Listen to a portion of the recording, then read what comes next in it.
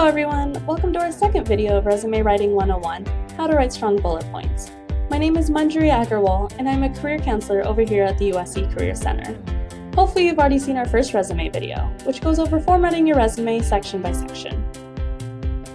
So maybe you've already applied to some positions but haven't gotten a positive response, or maybe you're not sure about the best way to market your experiences. Luckily, in this video we'll be going over how to write strong bullet points, which we call accomplishment statements.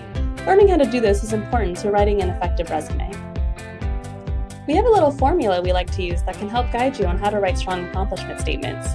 First, you want to start off with strong action verbs stating what you did. Then you want to talk about how you did it, and finally include why you did it. Throughout your accomplishment statement, you want to be specific and include results like quantities, dollar amounts, and percentages.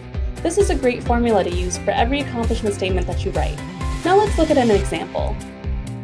In your bullet point, you could say that you were responsible for negotiating service contracts. Remember, you want to start with an action verb and be a little bit more specific.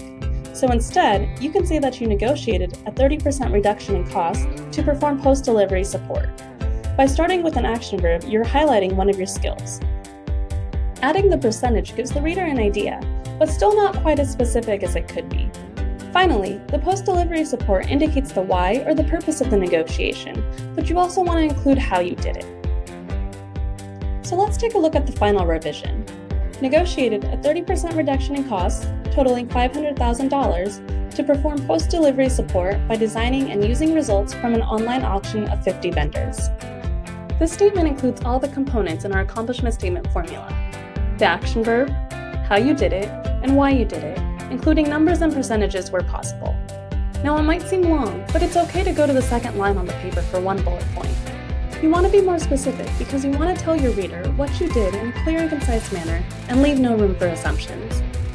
Here's a resume checklist we've created for you. First, make a clear, concise, positive impression. Make sure there's no spelling, grammar, or punctuation errors. Keeping it to one page. And for those of you that have a lot of work experience, especially our alumni, you don't necessarily have to be restricted to one page. However, just make sure the information you are including on your resume is relevant to the position you are applying for. Next, making sure that it's organized and easy to read, using standard font type and standard font size, tailoring to the job description, which means including keywords from the job description to clearly show how you're qualified as a candidate, using the accomplishment statement formula, quantifying your accomplishments, and making sure you're not submitting any generic resumes. And that concludes this video. Feel free to come by our office. We're located in the Student Union building, or visit our website at careers.usc.edu. That direct link will take you to the Writing a Resume section on our website. If you want someone to look at your resume, come during drop-in hours, Monday through Friday from 11:30 a.m. to 3:30 p.m. Don't forget to watch our next video on how to format your cover letter. And as always, fight on, Trojans!